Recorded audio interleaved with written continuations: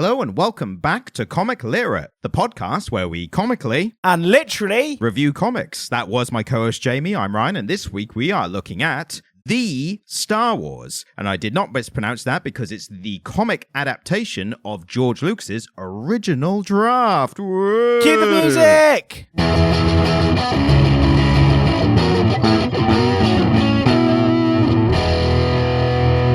So, as Ryan said, this week, because this episode is coming out exactly on May the 4th, International Star Wars Day. And it's a rare time when that happens. It might not happen again. I don't know if we're going to do Star Wars comics again, but we had to do one for today. We had to do one. So we are doing The Star Wars. Now, credits. This was written by... Well, technically, it was written by George Lucas. No, but it was written by J.W. Rinzler. Yes. The art was by Mike Mayhew. Colours were by Rain Beredo. The lettering was done by Michael Hisler. So, this is the original Star Wars. The original Star Wars, of course. The story of Luke Skywalker and Anakin Starkiller? Yep. What the fuck is this nonsense? There's also some point later, because I was like, all right, Skywalker, Starkiller, all right. Yeah. At one point, someone else goes, what about this other guy? Darklighter. And I was like, where's with the noun verb surnames? Yeah. Like, one is fine, but as soon as you start to make a pattern, it gets weird. It was clearly his thing. So I think we should hop into... I think we should explain a bit more what this is, because I think it's... Well, we'll do that after you give me the music. Well, isn't that not our thoughts on the thing after explaining what the thing is? Right, so this is George Lucas's first unedited draft of the Star Wars script that has then been adapted into a comic book. Yeah, by Dark Horse Comics in about 2013. So none of the characters are the same. So we meet a Jedi called Luke Skywalker, who is an older Jedi who has two kids. No, that is Kane Starkiller. Oh, sorry, yeah, we meet Kane. So there's multiple Jedis. One of them has kids, one of those kids being Anakin. Yes. But Anakin is not a Skywalker. He's a Starkiller. And Anakin almost certainly doesn't become Darth Vader because Darth Vader is present and not a Sith. And just a different guy. Just a different dude. Looks similar, but without the fucked up face. Well, he has some of the fucked up face. He has a little bit of it. He has a big scar. He has that, who's the bad guy? It's probably the scarred guy. Yeah, so Luke Skywalker's here, but he's an old man. Yep. Leia's here, but she's the princess of an actual planet, which is the last holdout from the Galactic Empire. And Luke Skywalker is from that planet. He's a Jedi. He's a General Skywalker. Is he just a Jedi? Well, he's a general. No, he's the Jedi Bendu. Oh, yeah, he's the Jedi Bender. Even though most of the time when people refer to them, they just say Jedi. But every once in a while, someone does actually, I think you'll find they're called the Jedi Bendu, so... Wanker. And it's their mission to stop the Galactic Empire from taking this last planet. Yeah, essentially. All right. We meet a bunch of people that we would normally meet, but none of them are as they seem. It's basically like, I'll play the theme because this is a thing. Oh, so it's general thoughts when you decide it's general. All right, are you done? No. All right, go on. I'm done. All right. I just wanted to make sure you knew I was done because I said I was done, not because you said I was done. Oppositional defiance, is that what it's called? Anyway. And now it's time. I'm not done. Now it's time. I'm not done yet. You can't control me. This was the sound when Britain was colonizing other countries. This and shouting in the background. Oi, grab that. You cannot colonize us. Anyway. Well, while I was giving you that salute, I was just thinking about the King's speech in Congress. Oh, God. Yeah. Trump's like, he's my best friend. He agrees with me more than I agree with myself. It's like, what are you saying? It was when he went, he's got such a lovely accent. The mental thing is, though, right? Trump and the King's brother were both friends with, so they did a bunch of nonsense. Anyway, mental. Anyway, general thoughts. General thoughts. Not general thoughts. General thoughts on the comic. So my general thoughts reading this feels like if you went to a parallel universe and you were like, what do you guys have that we have? I was like, do you have Star Wars? And like, yeah, we've got Star Wars. I'm like, oh, cool. I'll watch them. And you go, what the fuck is this? Who the fuck is this Anakin Skykiller dude? Starkiller. I'm going to be honest with you. I enjoyed it. Yeah, I thought it was really good fun.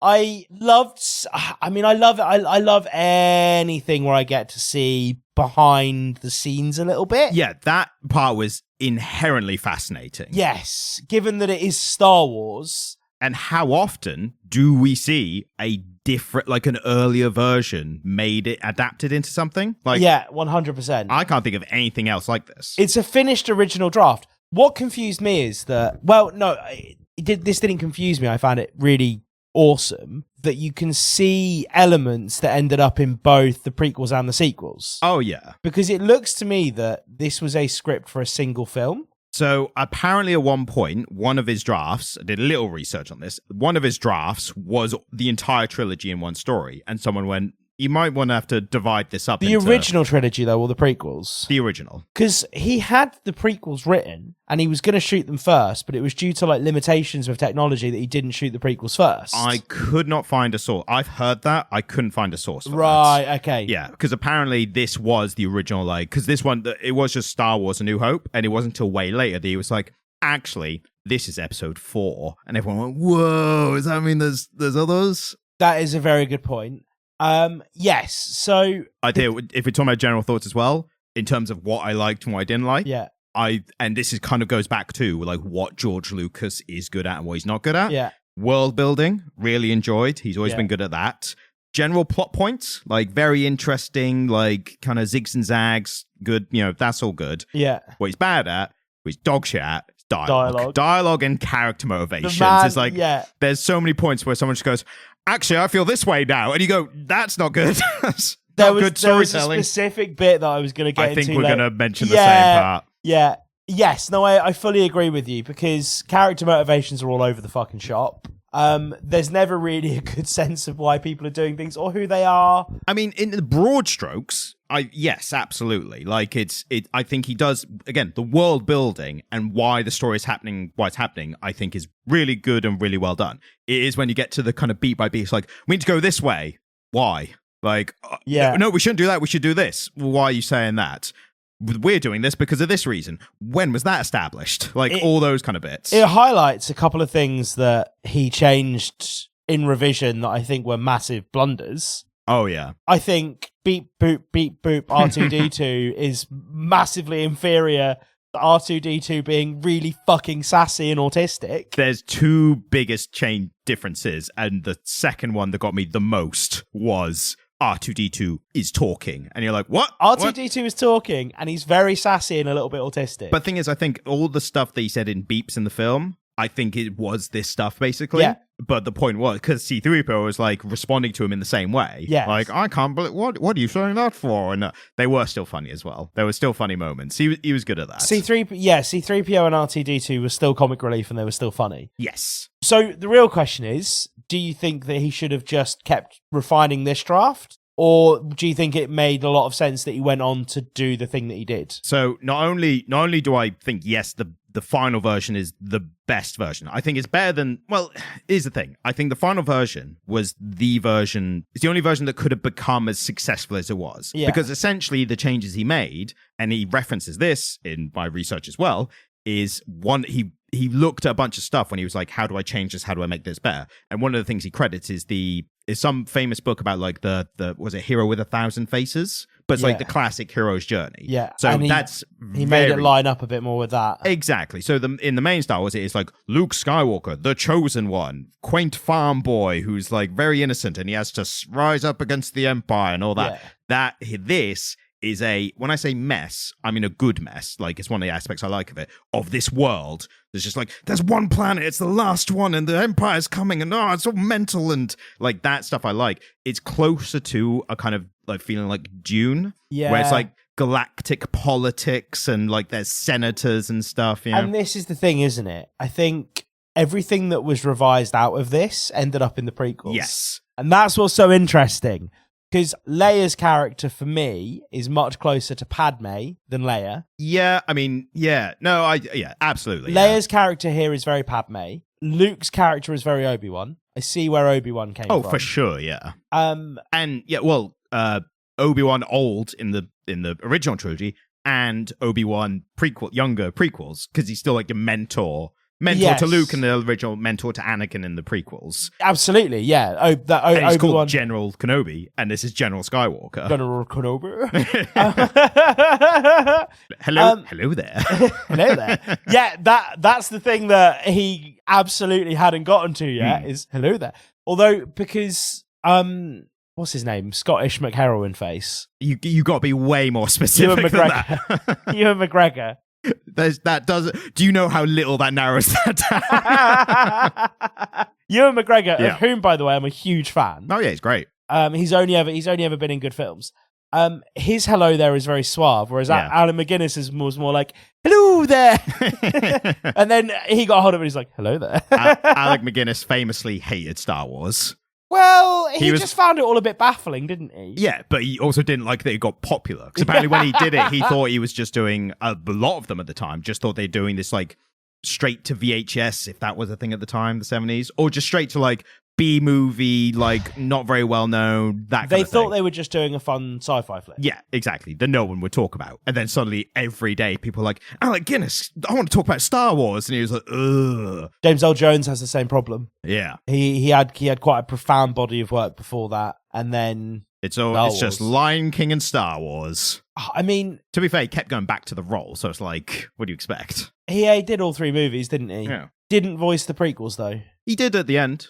Did he? That really James Earl Jones? Yeah, that was him again, yeah. Fucking hell. And for the Obi-Wan series, I think, as well. So, yeah, he came back like a bunch. Oh, yeah, he's been back a bunch. Right, anyway. But in terms of, like, stuff they brought back for the prequels, you can tell from this and then the prequels how badly George Lucas did want to do a intergalactic political story about, like, councils and, you know, the senates and all that stuff. So, we should probably... Start with the art? No. There's a caveat we need to give our younger listeners. Okay. So Star Wars, we're talking about the 70s. So the issue is, Ryan and I were both... Are you happy for me to give out the general era we were born in? I mean, we were kids when The Phantom Menace came out. Yeah, so... And my national insurance number is... The point is, Ryan and I were children when The Phantom Menace came out, but we are from a generation that just old enough that we saw... the original trilogy. I saw the original trilogy before I saw the prequels. I assume I did the same order, but I don't remember anything about the original trilogy. So our generation and certainly older, in general, don't like the prequels. We talk a lot of shit about the prequels. I don't know. I find it's more common amongst our age for people to have nostalgia for the prequels while acknowledging all the downsides and acknowledging they are bad. But Gen Z and younger just think the prequels are great.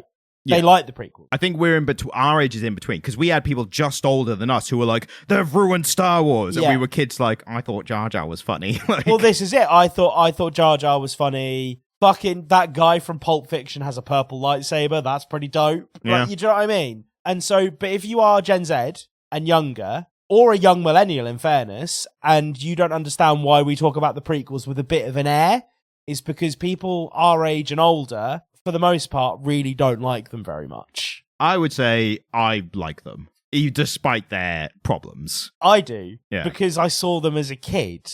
Phantom Menace still hits. Like The Phantom Menace is maybe...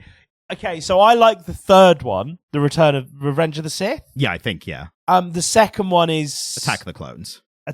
But the second one, all I can think of is, I don't like sound. Oh. Yeah, the classic dialogue. Like, just him, like, Anakin and Padme kind of hanging out and him being a bit weird. I tell you what's funny now is the amount of people I've seen, like, tweets and stuff who apologize to the Phantom Menace. Be like, I'm sorry, I thought blockades was a dumb thing to put in a story. I didn't think it would have that much, like, ramifications, or large-scale ramifications, and now we're literally living through that in modern day. Sorry, Phantom Menace. Yeah. But, yeah, I think, contextualizing, like, Star Wars overall, the prequels generally are George Lucas unhinged. Because he had that reverence from making the original trilogy that he just got to do whatever he wanted with this was 2 decades on. Yes. This isn't like the modern day where you make a really popular film and all the studios go, we need a follow-up in pre-production in 6 months' time. Well, you know what's interesting? To be in cinemas by next Christmas. If you have a hit film now,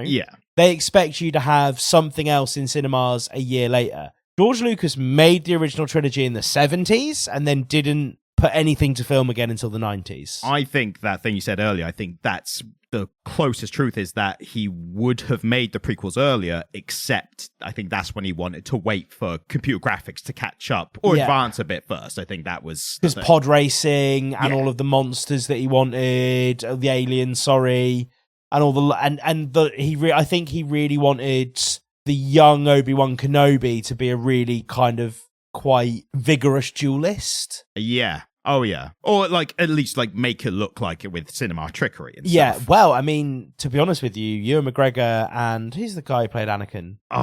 Hayden Christensen. Hayden Christensen and Ewan McGregor really got into the lightsaber dueling stuff. Yeah. I mean, everyone would have at that point. Like, you know the Obi-Wan spin? That is because Hayden Christensen was fucking at home with a stick in his garden, like, refining that shit. Like, so much of what we now associate with lightsaber fighting in the cartoons and stuff like that, where they could do anything, is based on Hayden Christensen and Ewan McGregor workshopping that shit in rehearsals. Apparently, Obi-Wan keeps doing the pose where he holds the lightsaber and the two fingers pointing at him. Apparently, that's a fencing pose or something. But a lot of people are like, it's a really bad one, or it's like, it's not a good one to use. It's not, no. But now, because he did it in the films, or like Clone Wars, Rebels, like all the animated stuff, he does that. And the comics. But there's this really cool moment in one of the cartoons where he goes into that pose, and that's kind of, you know, Obi-Wan from the Clone Wars when he's just there fucking slaughtering droids. And he goes into it, and then he thinks better of it and settles into the more kind of classic, both hands on the saber in front of him, Alec Guinness, older Obi-Wan pose. And so they...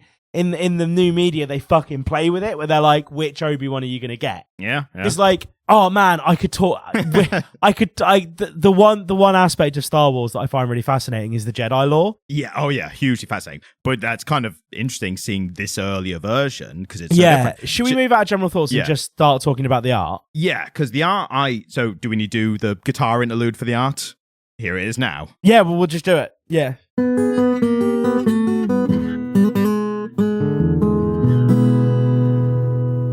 So the arting, starting with the arting, I don't have anything to say about it because I couldn't quite, like, it's a style that I've seen before, and I was kind of like, I'm not sure, like, what I can say about it short of just being distracted by the differences. Do you know what I mean? So, I think they've done a really good job here of winking at something that an older Star Wars fan would instantly recognize. That is, and again, this is something that maybe you wouldn't have noticed as readily as I did.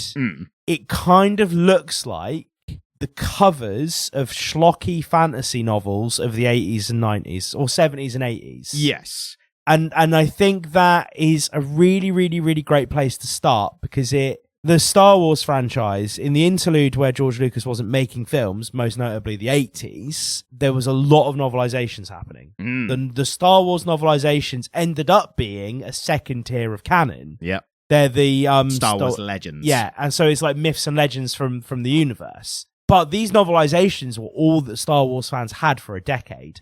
And this, to me, this art style is like an updated, modernized version of the cover art from those kind of trashy sci-fi novels. And I think that's a really great way of rooting it in something that feels very classic to vintage Star Wars, but also looking wildly different. It's also kind of, I think, inspired by some of the like posters and VHS covers from the original stuff. The cover art is 100%. The cover art looks like the posters, but that is quite similar to then the normal art in the comics as well.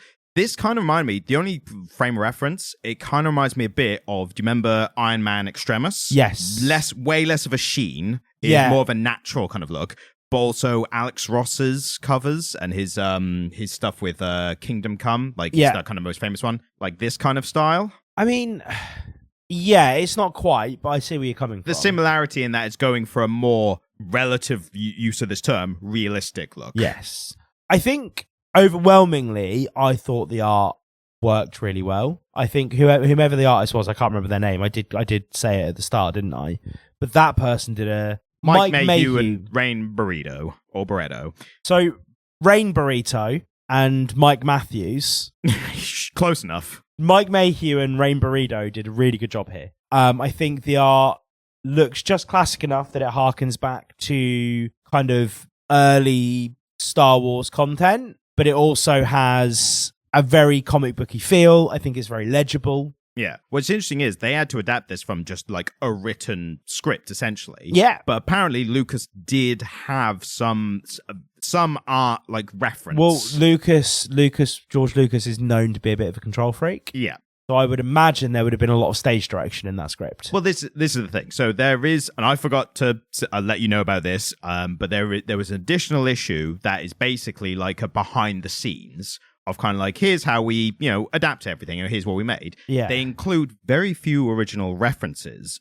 Most of the stuff in there is just from 2013 when they were making the original comic. Okay. But it's interesting to think, what did they actually have to like create them new themselves? Did they have any references, like even just a written thing? Because there's a lot of Flash Gordon stuff in here as well. Like, right, yes. Because there's one thing that we need to get out of the way while we're talking about the art. Han Solo's a green alien. I mean, that's not the only thing. It's a big thing. It's one of the big things, yeah. It's interesting that they were just like, oh, we need an alien character. Because you can imagine that was like, it's meant to be across the entire universe and there's aliens. Why are all the main characters human looking? Yes. So I think that was a bit of a, here's an alien. And then obviously in the revised version, it was like, all right, Chewbacca's now the alien. Well, but Chewbacca's here too. He is there as well. And Chewbacca's closer to Chewbacca. They've made the Wookiees less intelligent. Yeah, the Wookiees are kind of in place of the Ewoks at the end of Return of... right.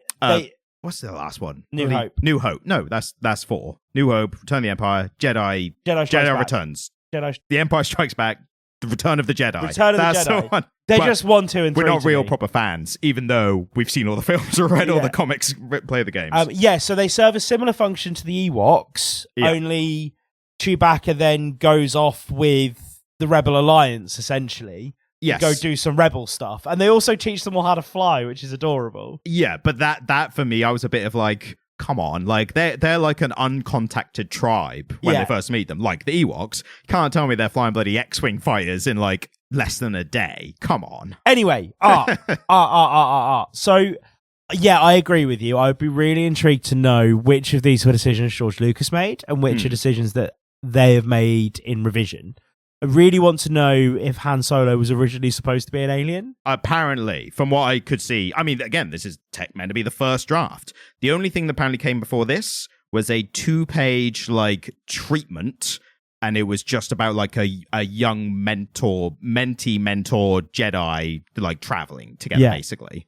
So let's look at this as the first edition of Star Wars. I think the other thing is Darth Vader doesn't have his helmet. He does wear the face showing. He has a helmet that he wears sometimes, and I think that really serves to highlight what George Lucas's visual inspiration for the Darth Vader helmet was, because it's based on samurai helmets. Yes. And samurai helmets were, for the most part, open face. The samurai didn't particularly go in for visors in the same way that Western knights did.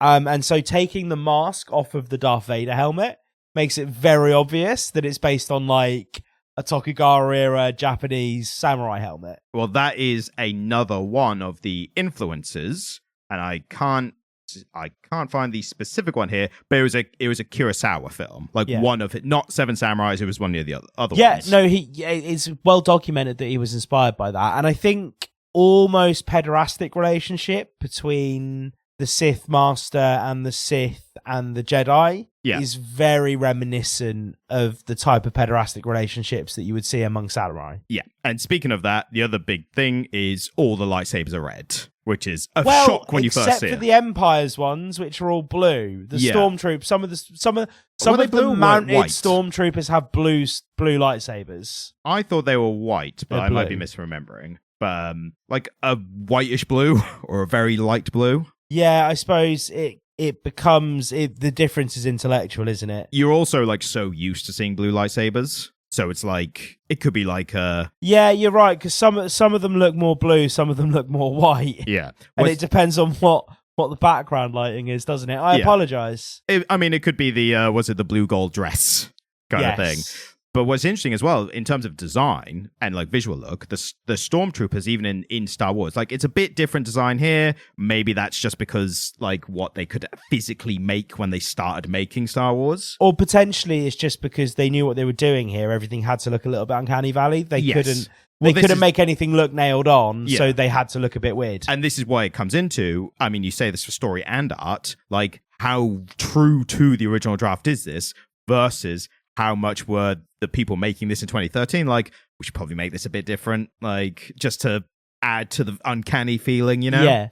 I mean, I suppose the fact that there are stormtroopers and they are wielding lightsabers is what's interesting. Well, we're not doing art anymore. Yeah, we're out of art, we're into general story, talking about it all by the But what I was going to say, and it kind of lends to both, in the original Star Wars, the stormtroopers do have a little like capsule thing on their lower back. And it's never used for anything in Star Wars, but the original design was because they were meant to all carry lightsabers. So lightsabers were at one point, like in this, and they almost were going to be in Star Wars, they were just a weapon everyone used. And it wasn't until like a last-minute change that Lucas was like, actually, Jedi are the only people who use these. And I think it always baffled me a little bit why the Jedi were the only people using them, but it was cool. It made the Jedi that you met feel very special. Yeah, I think it is kind of a samurai thing as well. Like I know in reality that the samurai sword was basically the gun before the gun. Like everyone had them, right? But maybe that's an oversimplification. But everyone had swords, is what I'm saying. No, so if you're talking specifically. Samurai. No, I'm just saying swords in general, let's say. Yeah, if you're talking Tokugawa era Japan, swords were scarce. Right. Most soldiers would be pikemen.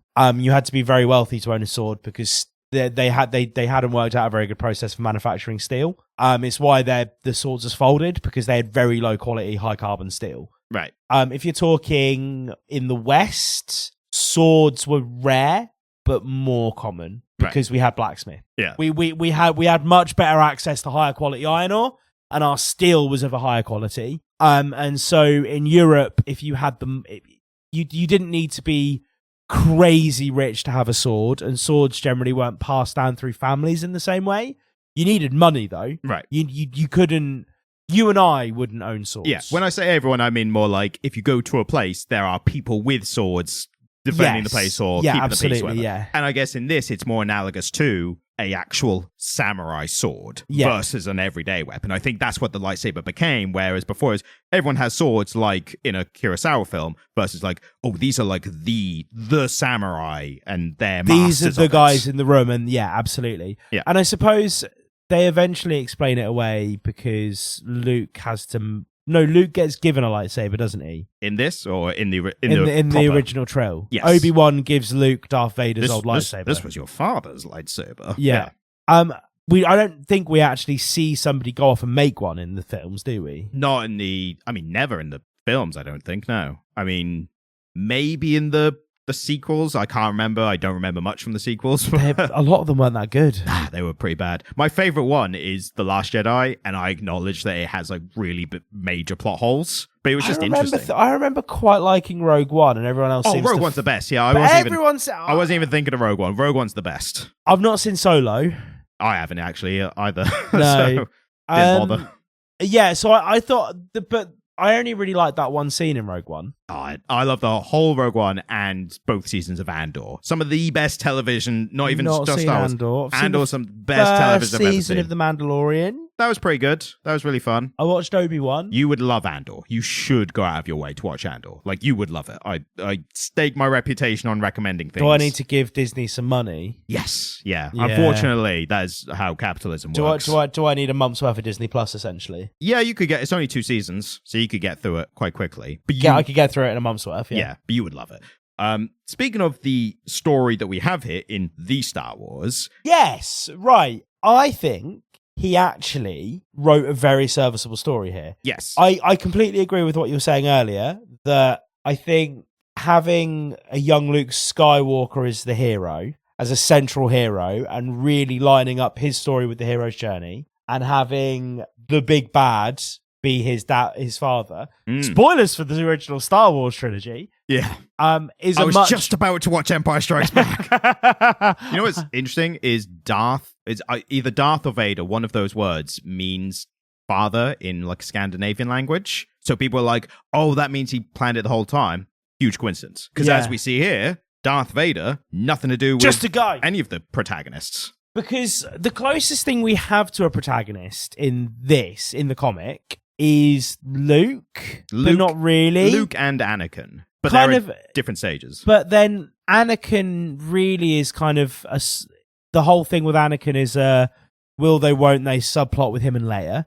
Because that's the thing. So Leia is the princess of the planet that they're trying to save. Yeah. And eventually she gets her swerve on with the young Anakin and he becomes like the consort of the planet. Well, this is where we get some of the famously infamous Lucas character motivations and dialogue. Yeah. Because Leia is like trying on with Anakin and Anakin's like, nah, I'm training to be a Jedi, whatever that means. It's just like, it's like a general basically who fights well. It's like a protector of the emperor, not the empire, whatever that is. And then she's at one point later, she's like, actually, I love you. And Anakin's like, I can't be dealing with love. I need to focus on whatever.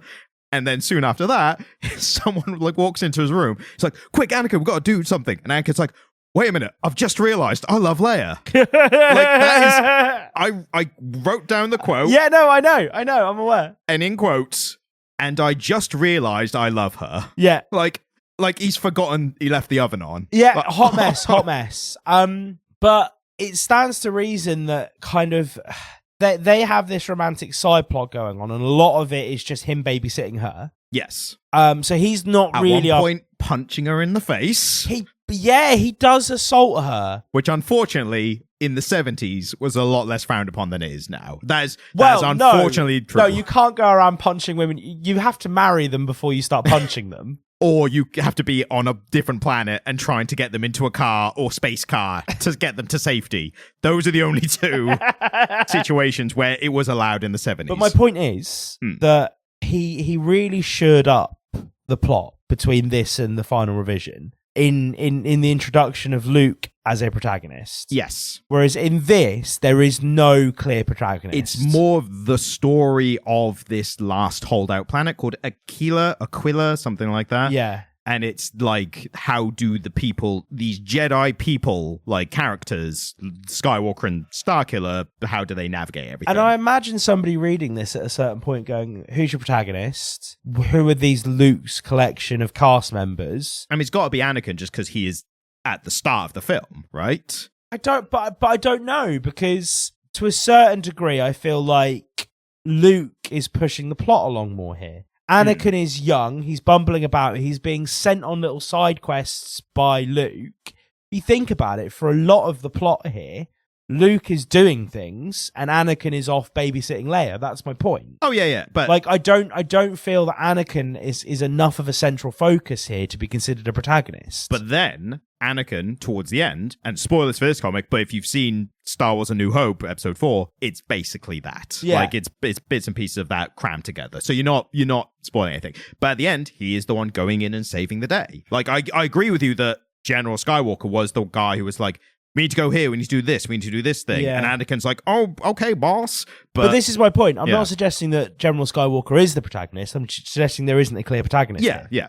And I can imagine somebody who actually knew what they were doing reading this draft and being like, okay, George, you've got something here, but who is your protagonist? And then this kind of loose collection of cast members, you need to build out a structure around them as to why they're all friends and why they're doing this, and that's where the Rebel Alliance comes from, right? Yeah. Like the big things that he's changed here are the family dynamic between Luke and Leia, saucy little incestuous minx. At some point he was just reusing names, wasn't he? He was just like, actually, now it's these people, and this one's now called Anakin or But Luke. Anakin is very much Luke. Yes. Like, movie Luke Skywalker is very much based on Anakin from this script. Yeah. But he, for some reason, made him Leia's brother. I just think it's really weird that he, at some point, transitioned from he kisses the girl to he's her brother. And then transfers that relationship onto Padme and Anakin in the prequels. So yeah, it's I suppose he does. Yeah, I think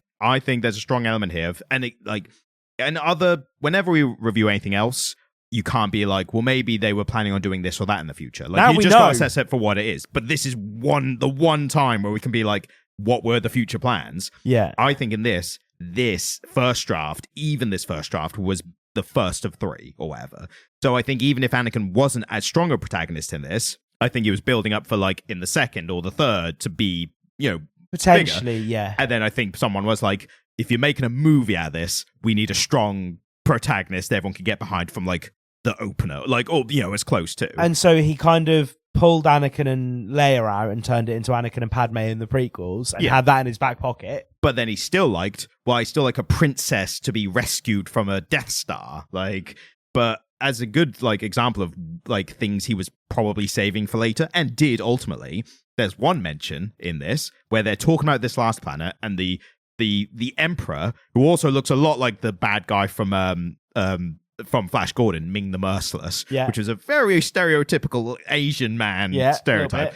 But he's barely in it, like the actual Emperor. So they're probably going to bring him back, or he was going to be a bad guy, like in the later one. But at one point, they're talking about this last planet. It's like, it's the last planet that's not in the Empire. That's why we need to take it. It's like, fair enough. Like, that makes sense on all pies, right? Yeah. Then at one point in the middle of it, like issue 4 or 5, someone goes, oh yeah, it'd be good to take this planet because they got these amazing cloning facilities. And you're like, what?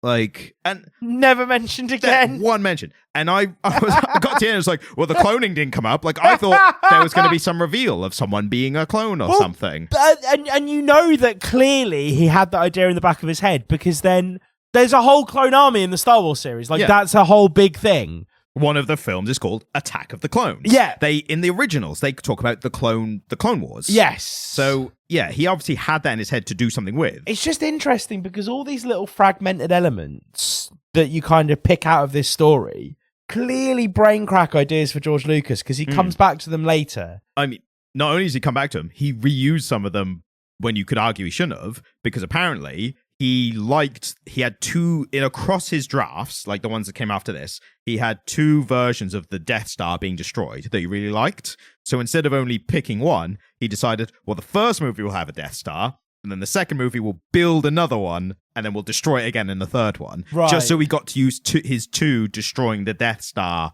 plot points. Yeah. So, like, the amount of stuff that he was just like, oh, I like that, I'll shove it in here. Like, I'll put that in there. Yeah, it really screams of a guy who had one good idea. I mean, a lot of good ideas, just a mess keeping them together. Like, again, world building is a lot of little ideas together. Even, like, really committed Star Wars fans will often admit that it is a bit of a hot mess. I mean, again, with that first one, A New Hope, apparently it's not just him, like, getting things together or getting good advice and making it, like, better. Apparently, I think there was a lot of people that helped make this film, make New Hope as good as it was. One of the most important people, I think, was his wife at the time, who was the editor of the film. Well, do you know about the first cut? It was awful, wasn't it? So there was a first cut that he did. He oversaw this first cut, and everybody just looked at it and went, well, this is never getting released. Like, this and is that's awful. After making, like, the best script that we know. Yeah. So his wife then got hold of it and said, just let me have a go. All the raw footage and started again and cut it back together from scratch. That second cut is then the one that they worked from. And so apparently his first cut was super rambly. Mark Hamill talks about it because Mark Hamill talks about being on set of the first film and looking at the dialogue. And there was a particular scene in the spaceship where he was like, it was 2 paragraphs that didn't need to be there, and George was so attached to it, he made me keep doing it and doing it and doing it. And he was like, the dialogue was so boring that I couldn't even learn it. Yeah. And again, I think it was one of those where George was maybe just a little bit too close to this idea. Yeah. Apparently, the opening crawl was something like 8 paragraphs. And he showed it to a bunch of, like, filmmaker friends, one of which was Brian De Palma. Yeah. And someone else I can't remember mentioned. But they were like, a bunch of people said, like, you need less of this. But he was like, I don't know what to take out. And then at a certain point, he was just like, Brian De Palma and this other person were just like, right, here, we'll redo it. And just got 4 lines, 4 paragraphs, 1 line each. It was like, there you go. Like, that's the minimum amount of information you need for this. But, like, even examples like that. But again, nobody did opening crawls. No, that's exactly. a Star Wars thing, and that's because George Lucas just had this dense information that he was like, the audience need to know. I mean, basing on his influence, one of his biggest influence. So apparently, one thing I saw was he tried, before he wrote any of this, he tried to buy the film rights to Flash Gordon, right? Right. And then for whatever reason, he couldn't get it or they wouldn't sell her. He literally went, okay, I'll make my own space opera fantasy then, right? Because they are both, Star Wars and Flash Gordon are both that, right? I think those Flash Gordon... alive! That's the one, yes. Flash!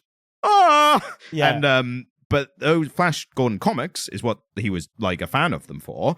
They probably had opening blurbs like modern comics still do now. Yeah. Like, here's the story so far, and now we're jumping back into it. God, So I think that was the opening crawl. Isn't it fascinating that Star Wars is like that firmly entrenched in comic?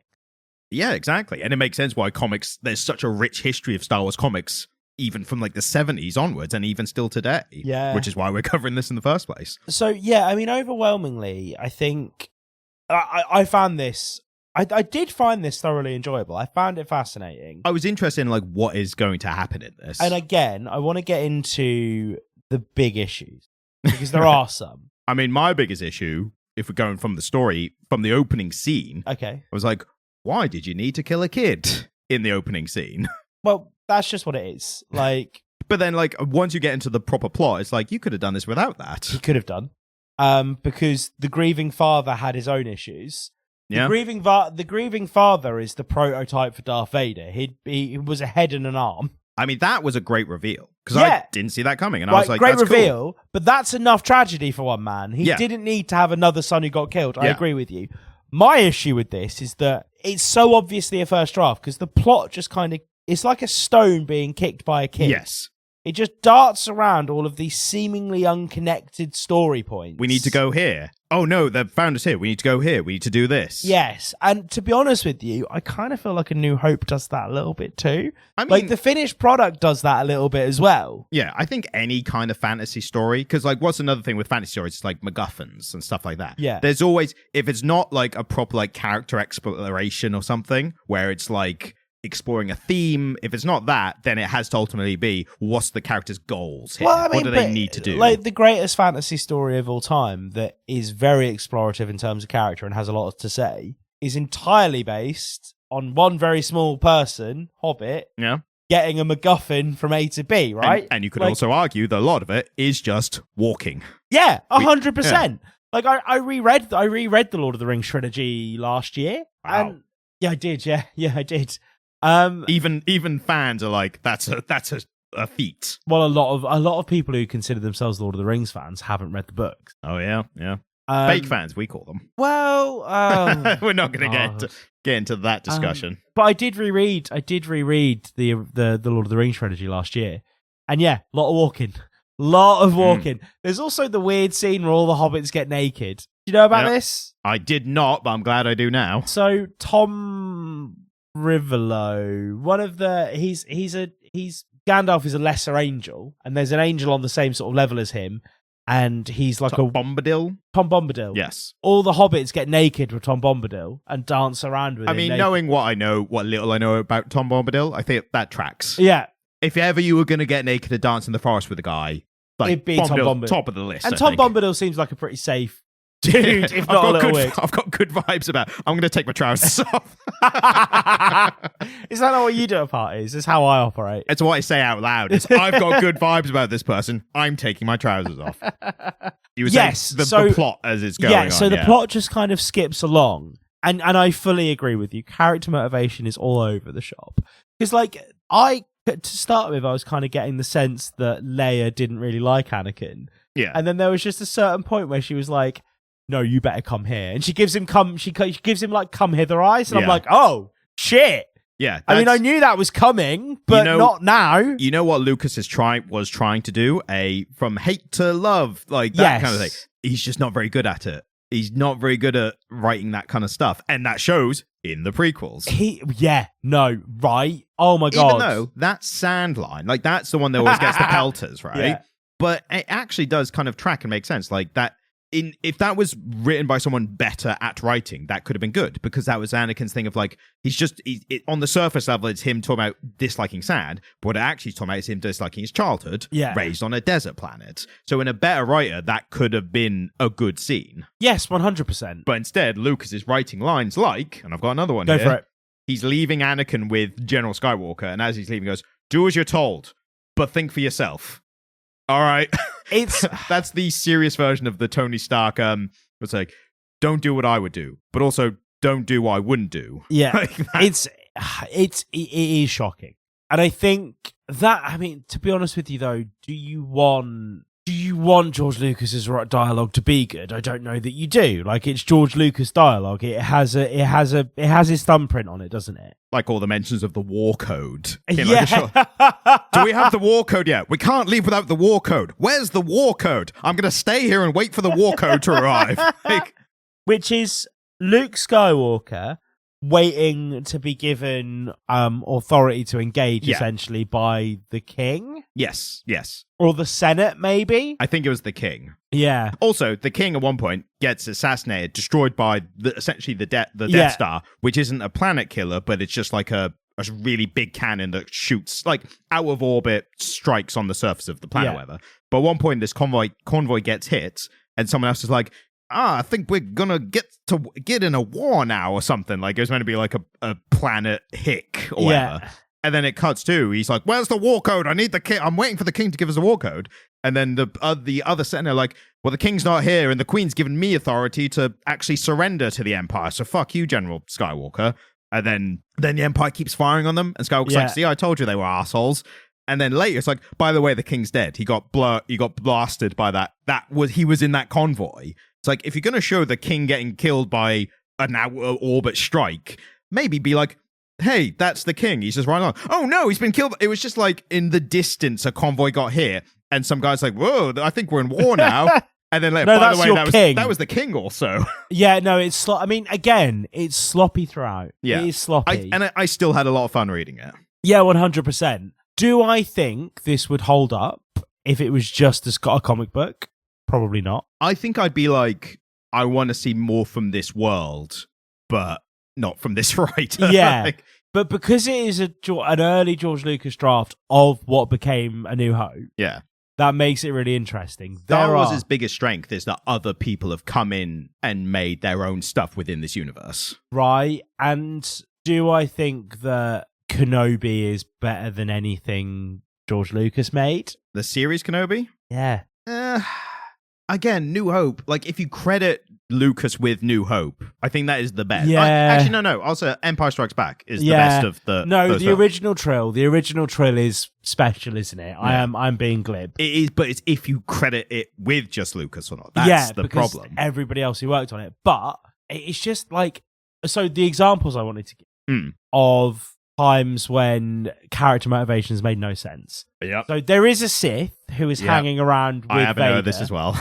And there's a point where Anakin is trying to escape the Death Star. Yeah, he's on the Death Star prison quarters or whatever. And the Sith chases him down. No, they're in the room with Vader, and Vader's like, "Yeah, sorry. This Sith's gonna fuck you up for me," kind of thing. And I think he says something glib of like, "The Jedi, they were extinct a lot longer." It's like, and he points to the Sith guy like, "And if you're not careful, the Blade Sith might be next." Like, I'm only kidding, like that kind of shitty joking.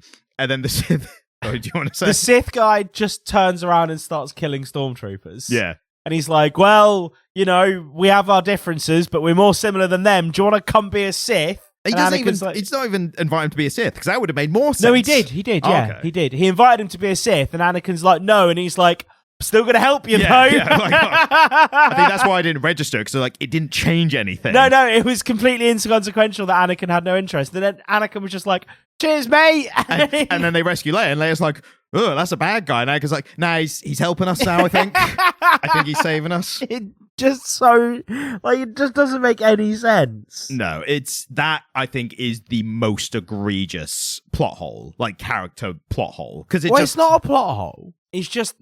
It's a plot. I feel like, why did he do that? Well, it's just a bit of wafty character.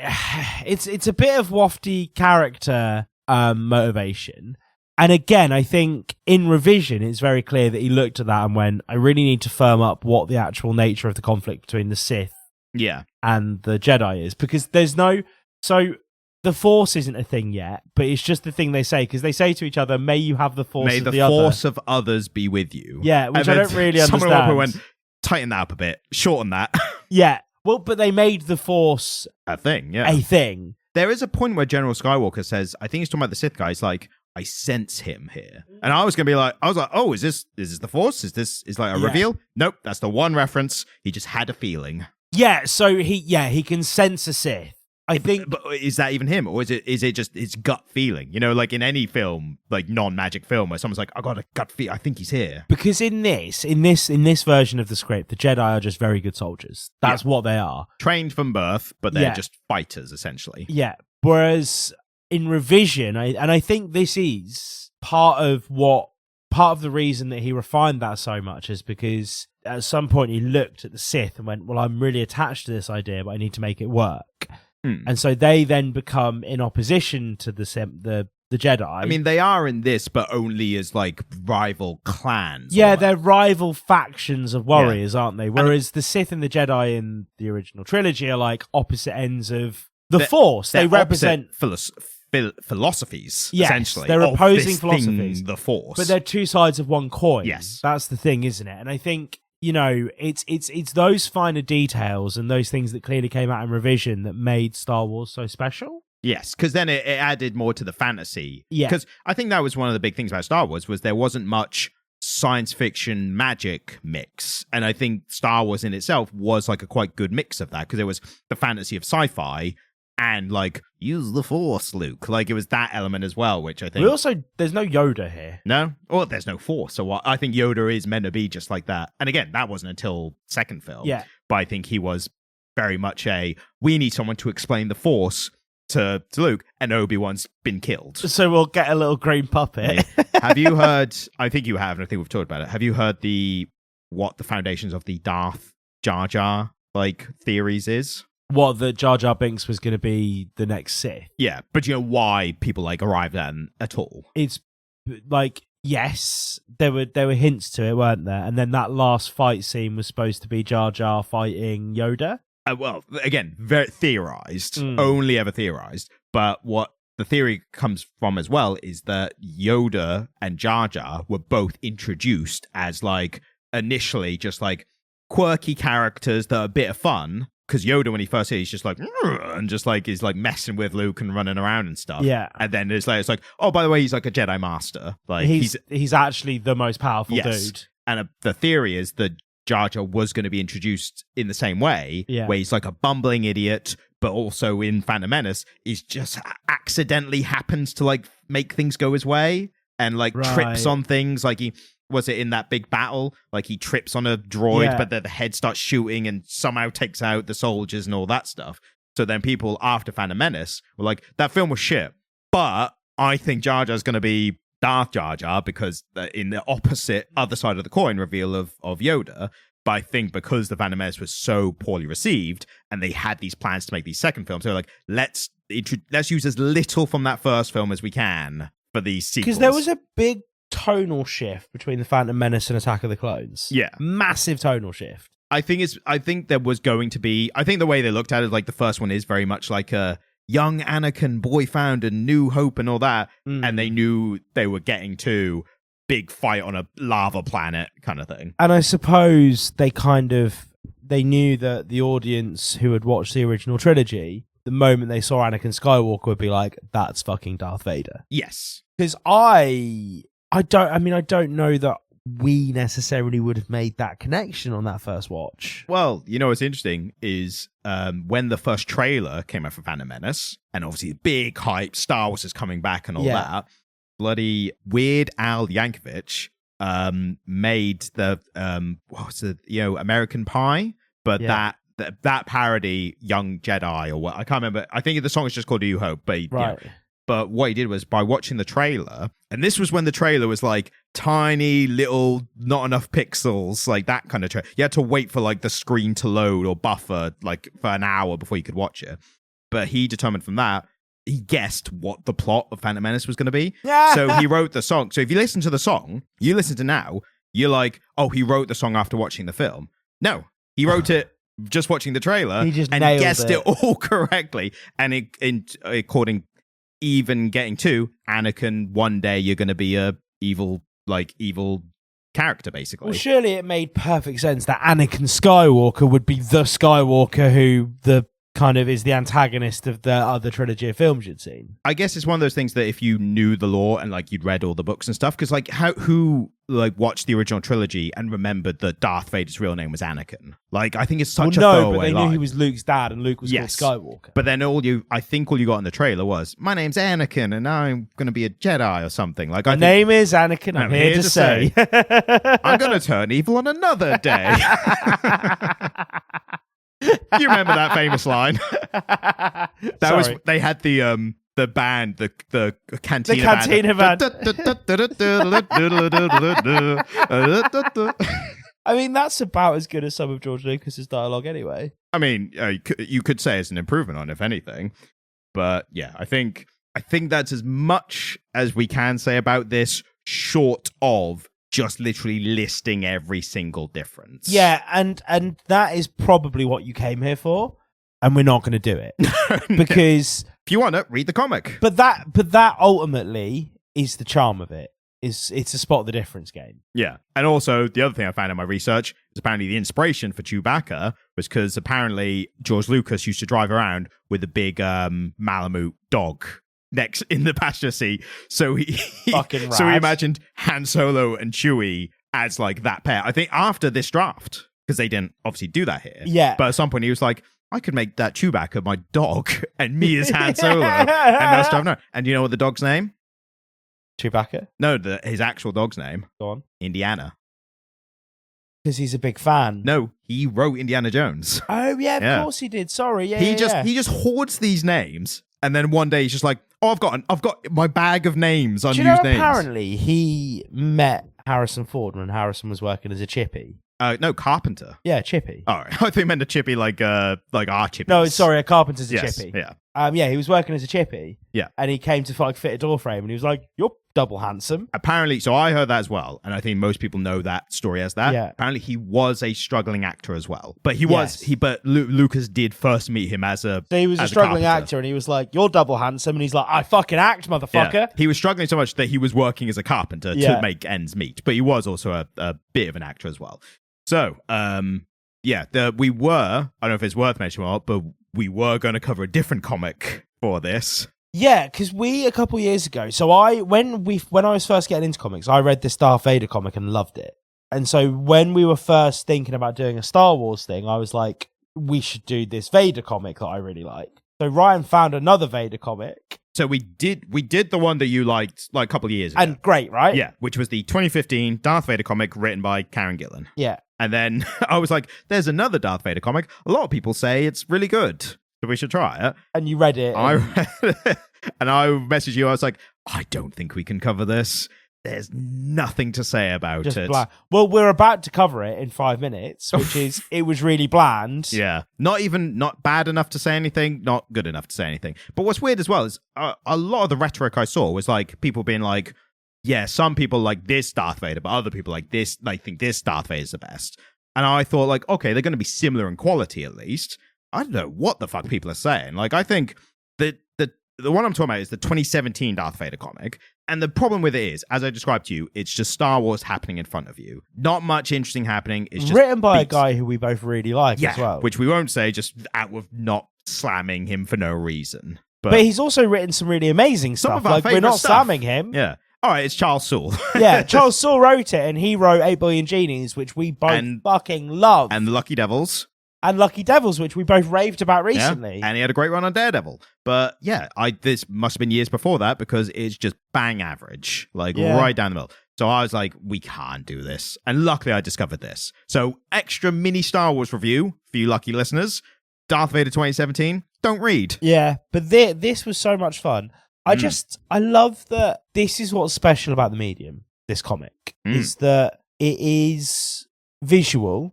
And so it can do a lot of the same stuff that cinema can do, but it's low cost enough that somebody can just say, hey, have you seen George Lucas's first draft of the Star Wars script? Yeah. We should make that, and right? Also, and one of the things I love about comics is it is a kind of good testing ground to become other stuff. Yeah. So, like, if this had have just become, like, insanely popular, like, if this comic was, like, on the same level, people talking about, like, Watchmen and fucking Killing Joke and Dark Knight Returns, for sure studios would have been like, should we make this? Should we make this a We film? could just make it. And now imagine if they were like, we're redoing Star Wars. It'd be like, oh, another reboot. Like, oh, another remake. I didn't think you were going to do this. They go to the cinema. I was like, what the? All the sabers are red. Like, what's going on? Well, we're remaking Star Wars, but we're doing it off of George Lucas's very wobbly first draft. Well, we've also redrafted that first draft. So we've made Star Wars again. Yeah, we've kind of accidentally remade Star Wars, but a little bit different. Yeah, but that would have been fascinating. But like I agree with you that we get, because of the comics medium, we get to have this kind of thing. Yeah, and this is is just a really cool, fun thing that we get to have that without comics existing, we wouldn't get to have. That to me is one of the many things that's special about this medium. And was it a bit of fun? Yeah. Yeah. Is it the kind of thing that I would like to have a nice DC compact sized edition of on my bookshelf?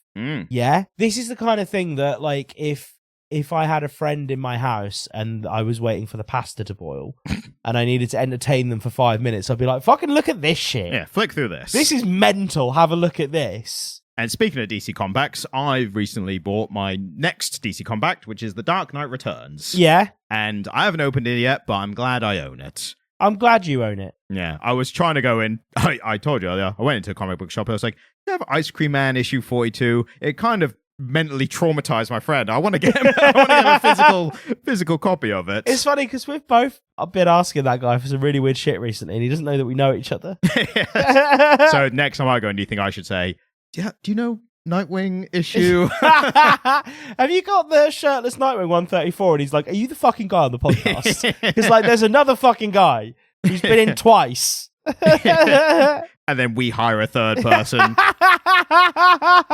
It's like, fine, I'll order them in, or I can't now, or whatever. Yeah. So yeah, couple of little admin-y things that we've got some comment corners. I think you'll appreciate this one. It was on our last one, the Ice Cream Man episode from superfan Leon Goopy, who apparently states that at 3213 of the Ice Cream Man episode, Jamie spitting facts 100. Nice. The worst corners for humanity are getting more normalized every day. Now, I don't remember exactly what you were saying at that specific point. I think I was getting aggy about either the erosion of women's bodily autonomy or the fact that certain pretty foul opinions are no longer fringe opinions, but part of the cultural mainstream. I see, whereas I just assumed that you were probably saying something complimentary about me. And then Leon Goopy was like, Jamie was right when he said that nice thing about Ryan. Or maybe I was just talking about who would top out of Nightwing. No, we know that was at the end of the episode, not the middle. Well, thank you, Leon. Always, it's lovely to hear you watching. And then one from Lance Ariao, who was also talking about... Oh, they were talking about the Ice Cream Man episode again. Great episode again. I don't know what it is, but this book turns on the lizard part of my brain that makes me want to run. Yeah, I fucking agree, Lance. I absolutely read that. I was agree. like, that's a great description of Ice Cream Man. Even if you don't, like you were saying, like, don't subscribe to it strictly being a horror. Yeah. That's a good way of putting it. It's like, it's not quite overtly horror, but you do feel uncomfortable in every scene. Feel icky. Yeah.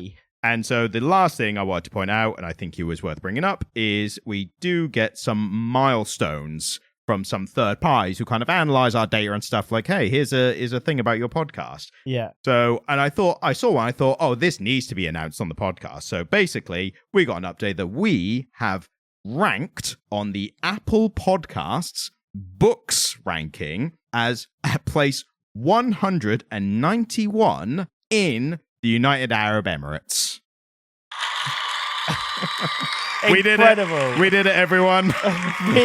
We finally made it. We broke the top 200 in the UAE. Who can say, who else can say they've done that apart from 190 other podcasts? Apart from them. You know when you have like email signatures at work? My new email signature is going to say, Jamie. Of the Comic Lera podcast. Jamie, Comic Lera podcast. top 200 podcasts in the United Arab Emirates. No, it has to be number 191. and you change it every time we go up or down. What? But no, if we go to... No, I can't face... We go 192. Somebody emailing me and being like, Jamie, I thought your podcast was 191st in the UAE. And I'm like, yeah, there's a fucking podcast about... There's a book talk podcast that overtook us. Now we're 192. I thought you were going to phrase that as like, Jamie, your email signature says that you are 191 in the books Apple podcast in the UAE. But I just looked and I see you're 192. Can't you explain that? Like, as if you're like lying about it. Like, just say I'm 191. Pick myself up a little bit. Well, do you know what? I didn't know that this had happened, and I would... Are you doing your acceptance speech like at the Oscars? Well, I'd like if you could avoid approaching my family for comment at this time. We just need to gather our thoughts after this news, and then we'll pass comment on this next week. And I would like to thank all of our wonderful listeners who, without them, we would never have got to this point that we're at now. The upper echelons of book-based podcasts we're in the big time now. I mean, I want to know what the other 190 book podcasts in the UAE that are doing well are. Well, all I can say is if they're listening, we're nipping at your heels. We're coming after you. One day we'll be able to say that we're the number one book podcast of the UAE, and then we will stop doing the podcast. And then somebody at Pod SEO will come up, will actually look at it and go, you realise, guys, that this is a comic book podcast, and they'll strike us off the list. Yeah, because, if there's not comic book like rankings, then you got to find the next best thing. Yeah. It's like telling bloody Joe Rogan, like, sorry, we couldn't find whatever your podcast is, so we couldn't put you on the rankings. What, the misogyny hour? Yeah, but what I'm saying is if they don't have a designation for it, like, we will be so undeniably popular, they'll have to create the comic book rankings just for us to be number one. Yeah. We'll be one of one. That's all I've ever wanted. Even though there are other comic book podcasts, I'm pretty sure of that. I wouldn't listen to any of them. And do they broadcast in the UAE? If possibly. Potentially not. We don't know. Potentially not. But come here for all of your comic book podcast needs. Especially if you're in the UAE. Especially in the United Arab Emirates. But I would not listen to us on speakerphone there, because I don't think our views would be very well received over there. You might get stoned to death. Yeah, and not the good kind. Anyway. Peace. In the Middle East. Peace in the Middle East. Just had to clarify that. What I mean when I said peace was specifically in the Middle East. Yeah, peace in the Middle East. They were waiting on you to say that. They were like, oh, shit, Jamie said that? Oh, cut it out, guys. Did you hear that Jamie from the 191st most popular book podcast in the United Arab Emirates said we had to stop killing each other? And the other guy's like, whoa, Jamie said that? Fucking Jamie. Yeah, we all listened to his podcast, among 191 others. All right, I think we've milked this one as well. Thanks for listening, guys. And thanks for listening. If you enjoyed this episode, then please subscribe to get notified of our future episodes as well. And if you're feeling particularly generous, then please leave a 5-star review on whatever podcast app you're using. If you'd like to get in contact with us, then send an email to comiclit@gmail.com. You can also watch videos by me on the Comic Stand YouTube page, which is linked in the description. Thank you, goodbye.